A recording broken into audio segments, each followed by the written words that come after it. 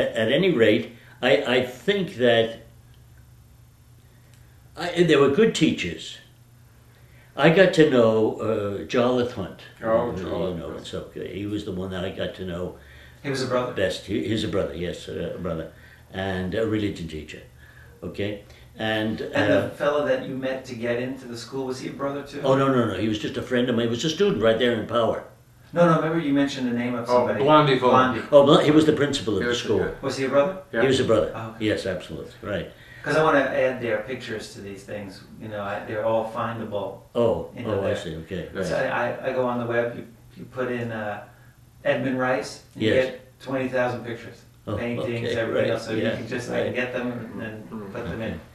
I better be careful of the names than I use here.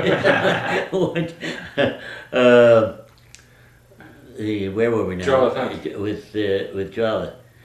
Well, he was my religion teacher and homeroom teacher and so forth. He was just the essence of goodness and likability and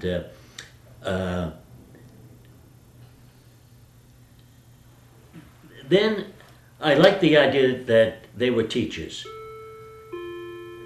The religious that I met in Regis were almost all scholastics. They were training to be priests, but they were not going to remain necessarily in that teaching role. And is that true for all Jesuits?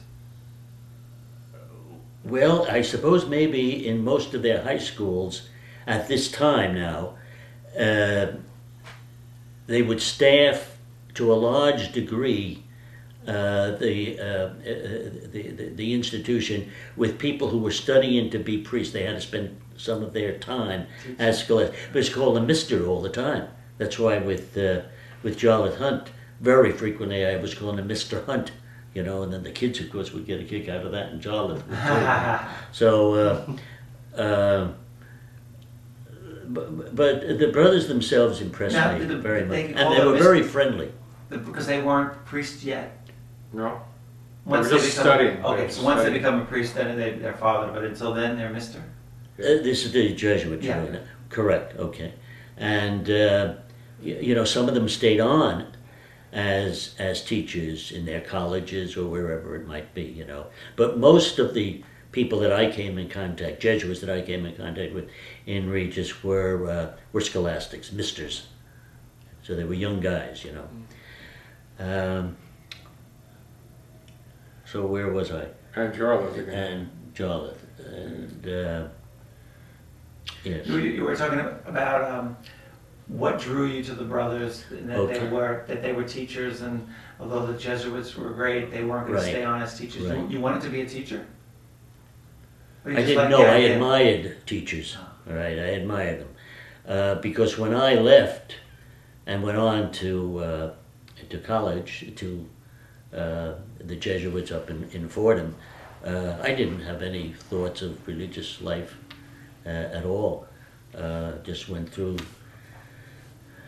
for 2 years the kind of normal routine. Iona wasn't even here yet then? No, Iona didn't open until 1940, and this was around 1938, 1939.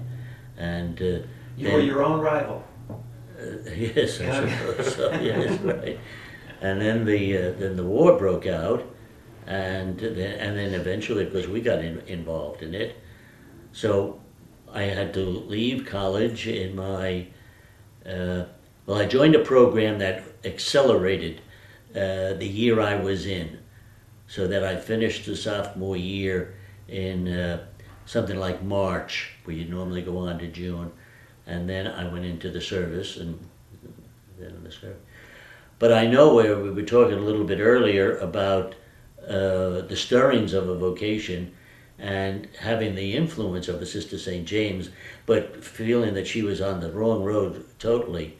That certainly, it certainly changed with the wartime experience, you know, because I was in the service for, well, it was almost from the time of my enlistment until I got out. It was about 3 3/4, almost 4 years. How old were you when you went in? When I went in, I must have been about 19. Yeah. So So then I came out of the service, and I got a. What did you do in the service?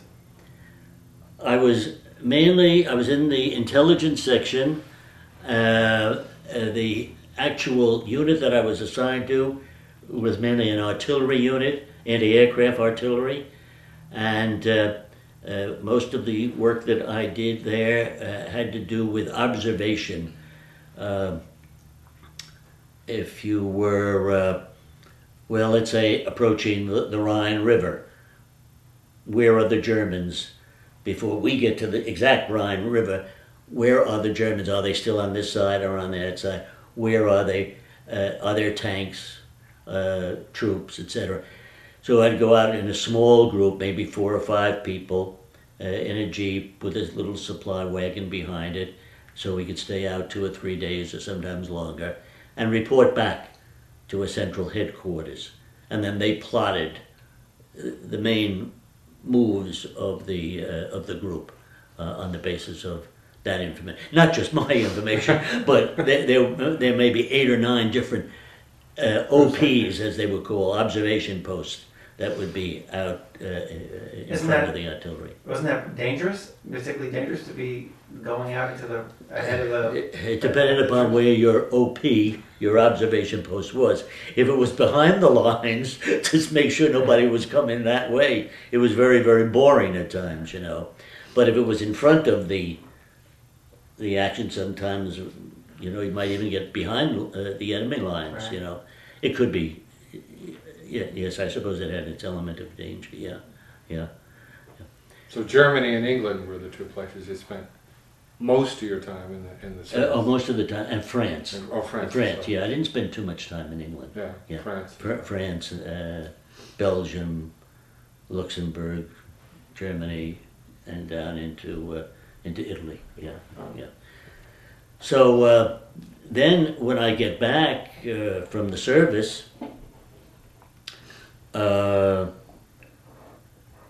I picked up my education. I hadn't finished. I hadn't graduated from Fordham. When I talked about the accelerated, it only accelerated my sophomore year. So I went back and finished my junior and senior year, and worked during the summers, and then after I graduated, I got a very fine job down the Garment District. 34th Street and 7th Avenue, right across at Macy's. Mm-hmm. Is on one corner there, and right across the street, across that corner, if you were standing in that corner, 7th Avenue and 34th Street, on the other side of 7th Avenue is the Nelson Tower. And in that building was the office. I got the job of being the manager of the office. And, is that building still there? Yes, the building is still there. I don't think the company is still there. It was called O'Donnell and Ellis, and it was in the Garment District, and they were rag pickers, you know. Sure. And I think the only Irish rag picker company probably in the Garment District. So it was very interesting working there. I enjoyed it. How long did you have that job? I had that job for a little more than a year, about a year and a half. And it was during that time that something really struck me, and I had to make up my mind where my life was going, etc. You know. And you said earlier that you thought the war had a lot to do with that. So in retrospect, as I started to think about life and your purpose, why are you here, what are you supposed to do with yourself, and so forth, the war time experiences had a considerable amount to do with that. Yeah. Would you think that the war did that to a lot of people? That war, in its horror, brought a lot of people to think, you know, what do I want to do, and grow up faster because of it? That happened to a lot of guys? Oh, I think it happened to a lot, yes. I don't know how you would escape it, you know, if you were really involved in the blood and guts of the war and so forth.